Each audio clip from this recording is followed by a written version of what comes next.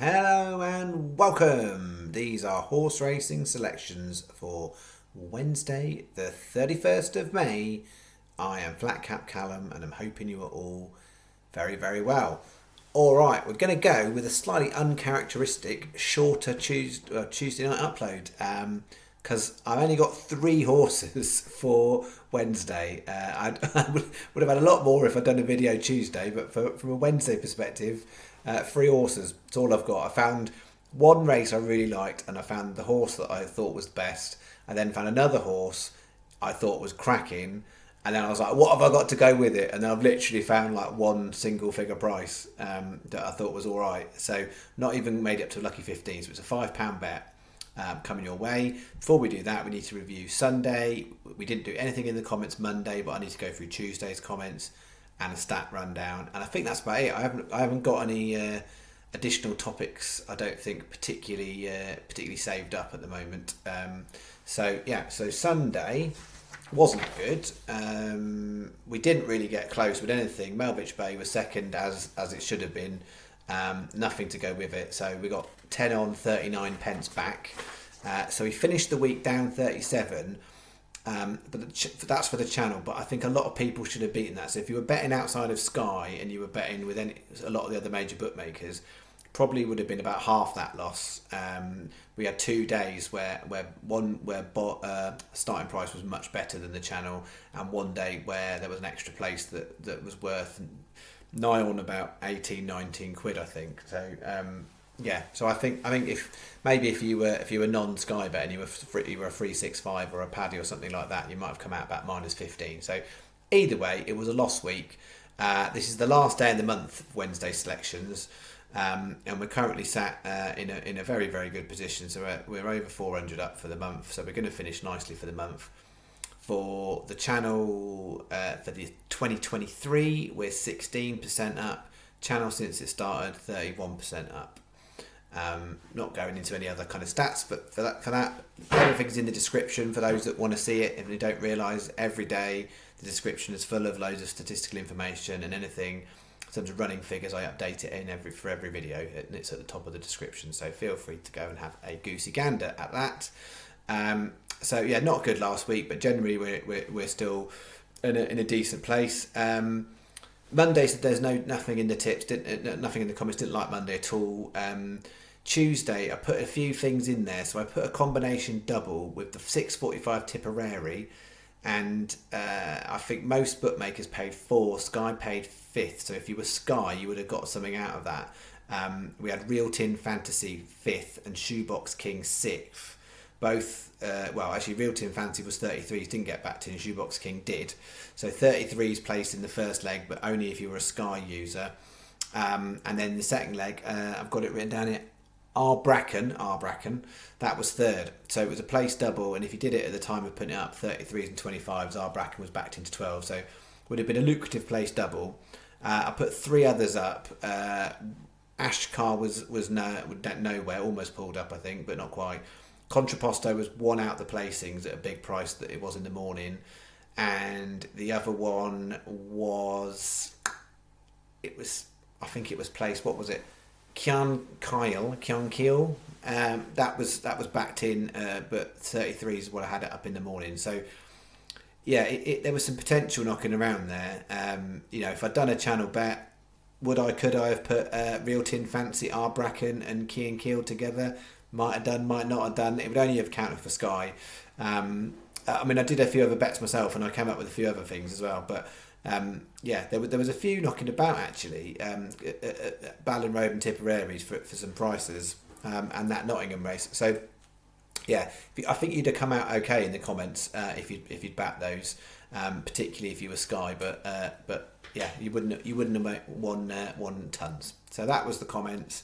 And just as a reminder for anyone who doesn't realise, when I don't make videos, so I don't do selections Monday and Tuesday, I write in Sunday's video in the comments if I've got any just selections for Monday and Tuesday, a couple of horses. Today it was quite a few horses that I'll put out in the comments.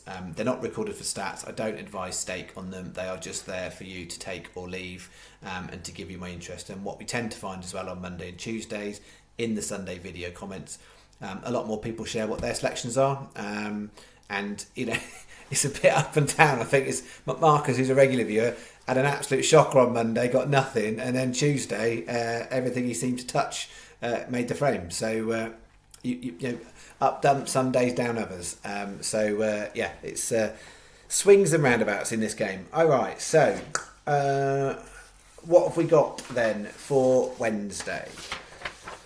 This is my one and only bet for Wednesday. Ooh, shaking the screen. So let me talk you through this. So it's all just the afternoon and within an hour of each other. 210 Beverley, Golden Prosperity. Bit annoyed. It was 33s on the opening market, and I'm not quick enough to get the vid out. So 33s is long gone. The best price when I made this video was 22 to 1 on 365. But 18s is good. It should be single figures, that horse. Got absolute cracking form over course, distance, going and jockey. So the 2 times it ran Beverley last year over 5 furlongs with Kieran Schofield on, it ran very competitive races at a much higher handicap mark, so it looks well into me. It's been run over different sorts of things, but 5 furlongs on fast ground, I think that's what that horse wants.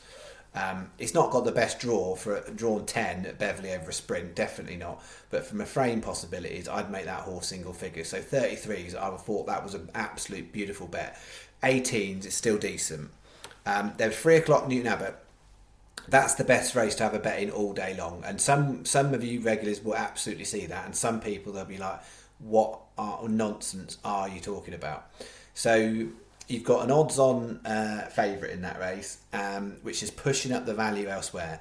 Incredibly low quality, so you get funny things chucked up. I would agree to a certain place where the markets are, in that the second and third favourites are the second and third favourites as I'd have them in the book.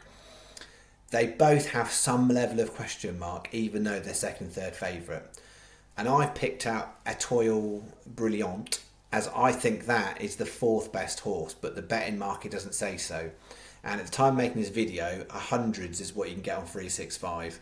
They haven't opened the each way extra market on 365 yet, because I'd be all over that if they had. But 100 to 1 is what you can get on 365. But yeah, I think that horse has got potential, definitely in the context of that race. That I could see that horse framing. I think it's 4th best on kind of known form, but has potential to be better. And some of the second and third favourite have potential to not have a good day. So if you want a more solid bet, you probably want to go on the third favourite in that race. But I think Outweigh Brilliant is absolutely worth it when that's 50s compared to third favourite is 11s. 100 to 1 is an excellent price. And then the only other horse I've found that I was like, I'm happy to put that in, is the 310 Beverley Cliff Cake at 17 to 2, which doesn't really seem worth it to some, I'm sure. But even a place treble, this would be worth it. So what I've got there is 3 times 40p each way doubles, 30p each way treble on the 3, and 2 singles on the 2 bigger prices, Golden Prosperity and Outweigh Brilliant, 2 times 50p each way singles. That takes you to £5 you bet. Most bookies are 4, most but not all. Everyone's 3, most bookies are 4. So 365, Coral, Paddy, Ladbrokes, any bookmaker that's you're going to get best price guaranteed is better than Sky for this bet. If you're doing it the night before, I haven't tried with Corals, but Corals still do best price guaranteed the night before. So Corals are better the night before, but at the time of making this video, hands down, I would be sacking off best price guaranteed the night before. I'd take the 365 prices of 22, 108. That is absolutely smashing what the channel's got. So if you've got 365 and you're doing this the night before, do 365. You're doing it in the morning, have a look around and see which place is giving you the best price for best price guaranteed. The one bookmaker that definitely to not do it, go near in terms of the biggies, is Hills. Hills are free across the board, so you're not getting the 4th there, all there. I would avoid putting this bet on with Hills. That is the bet. That's it. And then last thing, just sort of outlook for this week. So last week we talked about it was a low stake week. £65 is all we did. 100% that is how we're looking this week. It's a low stake week. The field sizes aren't great. The ground is looking too fast for a lot of horses. So we'll be going very, very carefully as we're starting off with a £5 Wednesday. Thursday doesn't look that much better, but Fairy House in the evening has got potential. So we'll see what Fairy House brings for Thursday. Friday, not too clear on what that looks like in terms of field size. We'll have to wait and see. and we're building up to the Derby on Saturday. So we'll absolutely have something in the Derby, but it's not a race I'll be going massive on the channel. But we'll have an interest in the Derby definitely. So yeah, and then Sunday doesn't look all that great shape. So we'll see what the field sizes do Friday and Saturday, whether or not we've got anything that's really worth going at. But I'm expecting it to be a quiet week state-wise, and I'm perfectly cool with that. Some weeks you just have to accept. You just go low stakes and ride things out, and wait till it kind of drops. What you want is you want the good ground or good to soft ground. That's when the field sizes will increase. And you can get a little bit competitive more with the value. But yeah, I'm not taking anything in terms of benchmark for the channel. The benchmark's slightly risen at the moment. I would articulate, I guess, that I'm not sort of taking any half chances. I'm not saying everything I put out's going to win, but I want to be confident I've got a good amount of value in the point percentages, and everything I put up there, even Cliff Cake at 17-2. I think that's perfectly. It's a good price. I think it should be about. I'd take fives, 11-2. I'd back it 11-2. I probably wouldn't go fives. So even at Cliff Cake 17-2, it's got 3-point margin in it. As far as I would read the betting market, and yeah, there's lots of things out there where I would say that I can see 1-2 point market, or I can see a much bigger price that should be a little bit shorter, but not. The key thing is it's not just big price for the sake of big price. You've got a big price and you've got to understand how it could place and make a frame. So you can have a massive price that you think could be 100. It's 100-1. You might think it's 66-1, but that's not really a horse I'm going to back if I actually don't think it's going to frame.